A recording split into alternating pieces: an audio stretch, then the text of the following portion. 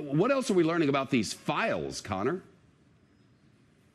Well, Shepard, as we've talked about many times, it's no secret that Israeli Prime Minister Benjamin Netanyahu is a staunch critic of the nuclear agreement. He's been warning about Iran's nuclear ambitions for literally decades now. And tonight he presented some 183 CDs and 55,000 pages of documents that he says catalog Iran's nuclear program. Now, these documents primarily date from the 1990s and early 2000s, at a time when Iran was denying its nuclear ambitions and its nuclear program. A lot of this information was made public in the 2011 National Intelligence Estimate, which cataloged also Iran's nuclear program.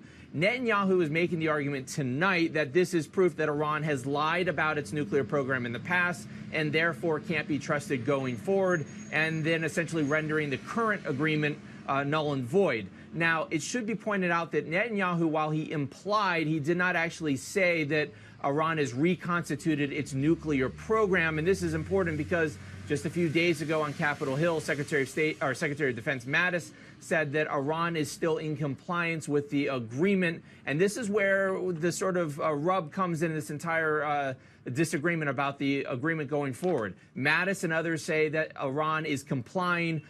Netanyahu and those who are critics, like President Trump, say that essentially Iran can't be trusted. They've lied in the past, and they will lie in the future, Shepard. And the Israelis aren't a party to this deal, whether that's neither here nor there.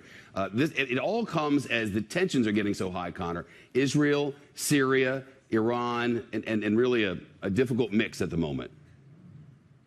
Yeah, and this is important because while there's this huge international debate about the Iranian nuclear agreement, on the ground in Syria, there's escalating tensions between the Israelis and the Iranians. Iran has been a huge supporter of the Assad regime. Their presence has grown in recent months and years in Syria. And the Israelis in the past had targeted and launched airstrikes against the transfer of weapons to militant groups. But in the last couple of weeks, twice, including just last night, 2 days ago, the Israelis have launched airstrikes targeting Iranian foothold and presence in Syria. This is significant because this is a conventional war that we could be seeing sort of brewing right before our eyes. The Iranians have threatened the Israelis. The Israelis have said that they will not